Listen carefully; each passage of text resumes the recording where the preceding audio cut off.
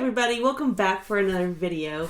Today I am coming at you with the Postscript Book Tag.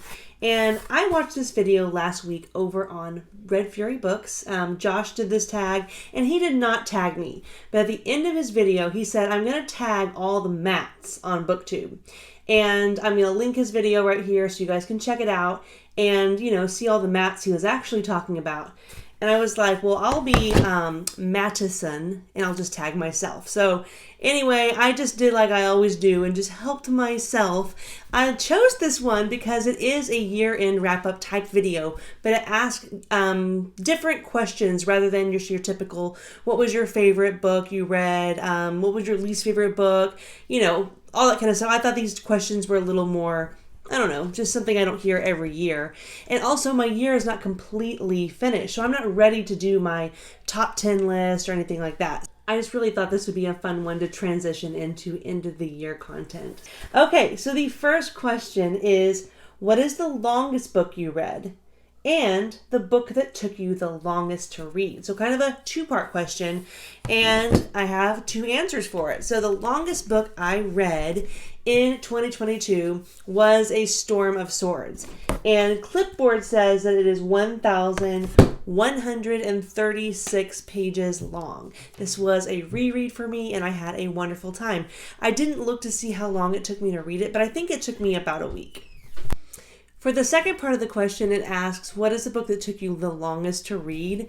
And I haven't finished it yet, but I already know it's going to be The Lonesome Crown because it is also, it would be the second longest book I've read all year at 1,088 pages. So it is very, very long, and I'm doing it eyes only, which we all know is not my preference. And not only is it not my preference, but it's not what I'm good at. Like, I don't read super fast, and I don't have a lot of time to read physically while doing nothing else. So I haven't finished it yet, but I already know this book is going to take me longer to read than anything else I've read this year. Number 2 asks, what is a book you read this year that was totally out of your comfort zone? And I chose Lonesome Dove for this one, and I don't have it to hold up and show you guys because I got my husband to read it. So he took it with him to work today. So if he gets any downtime between patients, he'll be able to spend some time with Gus and Call and the crew. So kind of jealous of him getting to read that for the first time. But I say it's out of my comfort zone because the genre is Western, and I've really never read a true Western before. And I was, I didn't really know what to expect, and I absolutely loved it. And I'm excited to revisit the genre. Like, I really enjoyed myself, and I would like to know if it was just that book in particular, or if that might be a genre I like to dabble in the future. Question number 3 is, how many books did you reread in 2023? And I did 7 rereads. I did 3 A Song of Ice and Fire books, and I'm going to save the next 2 for later on in 2023. I did 2 5 Warrior Angel books. So leading up to the release of The Lonesome Crown, I did a reread of the first 2 books, and that was a great reread as well. I also read Fight Club at the beginning of the year with a group of friends, and it's a reread because I had read it when I was in high school. Like, Chuck Palahniuk was a whole vibe, you guys, way back then, and the movie was hot and popular, and we were all about it. So I read that one a long, long time ago when I was in high school, and then I read it again with some friends this year, and then I did bring this one just to show you guys. I did a reread of The Ocean at the End of the Lane by Neil Gaiman. This is a weird book, and the first time I did it, I read it eyes only back in 2019, and it's a weird book because I liked it, and I may have even loved it, but it is bizarre. Like, it is a strange book, and so I wanted to read it again to like wrap my mind around it a little better, and I did the audiobook this time, which is like highly recommended because Neil Gaiman narrating his work is just like makes any of his books worth it, that alone. But I loved it, but it's a strange book, and it's one of those books that afterwards you're like, I don't even know what that was about, but I do. Like, it could be about this. It could be his experience with XYZ. It could be an analogy for something. Like, it's one of those books that every time you read it and every person who reads it is going to have a different take on it. But I do recommend it, and it's really short. So, I mean, the time I read it with eyes only, I read it in one setting. And like I said, I'm not a very fast reader. So that's a good one to pick up that's super low risk. But yeah, those were my rereads this year. It asks, what was your favorite reread? reread? That's the next question, is your favorite reread. And I chose A Clash of Kings for this one because, I mean, A Game of Thrones book 1 is, it's my favorite book 1 of all time. And it's one of my favorite books of all time. Like, I don't have that list, don't ask for it. It's like, it would be too hard for me to make. But either way, it's like top 2 or 3.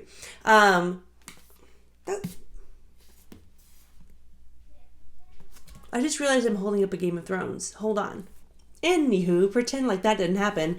A Clash of Kings. Anyway, Game of Thrones it's my favorite. And then A Storm of Swords is everyone else's favorite because it's so good. A couple times this year I already called it like the purest 5-star rating because it's like a perfect book, okay? But this one kind of gets lost in the mix because it's sandwiched in between 2 all-time greats, and I kind of forget about it sometimes, but this book has very, very little, if anything, wrong with it. Like, in my experience with this reread, I liked it just as much as the other 2. Like, I love this book, and this particular reread really helped me remember what I like about it, and kind of felt me like, hey, why don't we ever talk about Clash of Kings? Like, everyone loves A Game of Thrones because it's a perfect book 1, and everyone loves A Storm of Swords because it's arguably the best in the series. But, like, let's not forget A Clash of Kings because it's awesome too. Next question is a book you read for the first time this year that you look forward to rereading. So a lot of reread questions on this list, which is probably why I like it so much, because I do like my rereads. So for this one, I didn't really have to think long about it. I picked The Legend of Blackjack by A.R. Witham. As soon as I finished this book, like as soon as I put the book down, which, let's be honest, I was listening to the audio, as soon as I finished it, I thought, I can't wait to read that again. And my opinion on it has not changed. I think back about this story often and fondly, and I already know I'll be reading it again next year. And I mean, ideally, I'd like to pass this on and let my daughter read it this year as well. And I just think it's a special story. It was an easy and fun read, and something I just look forward to visiting again. Question number 6 is favorite short story or novella you read this year. And I did not read a ton of short stories or novellas. I did some Edgar Rice Burroughs that I really, really enjoyed. I did some Lovecraft around Halloween time. But easily my favorite thing I read this year that was a short story was a very short story, and it was Hellmouth by Giles Christian. I'd have to look back. I think it's like 45 pages long. It's very, very short, but it was impactful. The genre, I think they're calling it like medieval horror. And so many of us have said like, that is something I didn't know I needed until I knew it existed. And now I just want more of it. I'm going to be reading some more Giles Christian coming up soon in 2023. And I'll be honest, my expectations are pretty high because that little snippet I got of his writing in Hellmouth was just like chef's kiss. So good. Question number 7 says mass appeal. So a book you liked and would recommend to a wide variety of readers. Practically anybody would like it. And for this one, I chose Boy's Life by Robert McCammon. I just think that I can't imagine this not being a hit with somebody, as long as you're a reader and someone who likes reading. But it was easy to get into. The characters were all relatable and likable, or you hated the ones you were supposed to hate. It had some light fantasy elements for people who like fantasy. It had horror elements that were, low-key enough to make you uncomfortable and like do the job, but without scaring away people who don't, who are squeamish or don't like horror things. I mean, there was coming of age, there was slice of life, there was a huge nostalgia vibe to it, but also it's going to have a strong enough plot and story to hook people who are into like literary fiction, mystery, because there's definitely a mystery in this. Like, it really touches all the bases, and it was a decent size enough that you won't feel bad like handing it to someone. Like, I'm not going to hand somebody an 1,100 page tome and be like, everyone will like this. But like, I feel pretty comfortable. Like, what is this, 450 pages? Yeah, 430 pages. This is a medium-sized book that I would be comfortable passing along to pretty much anybody and going, I'm pretty confident if you like reading books, you're going to like this one. Question number 9 is like the flip side of that same coin. So there's specialized recommendation, a book you really liked, but you fully acknowledge does not have mass appeal, and you would only recommend it to specific readers. And that one was also pretty easy for me, and that's going to be the entirety of The Dark Tower. I love The Dark Tower. Honestly, the further I get away from it and the more I think about it and that whole 7-month journey and the fun I have with my friends and just where this story went and how it kept me guessing the whole time, like, I am so fond of it. Like, this will 100% be on my top 10 this year. And don't be surprised if when I revamp my top 10 fantasy series, it's on there as well. Like, I loved it. But guys, Stephen King is weird. And there are some weird things that happen. Like, there are going to be several times you're reading it that you're just like, what the fuck? What the fuck? Like, it's crazy. There's weird shit. There's gross stuff. There's like, why did you do that?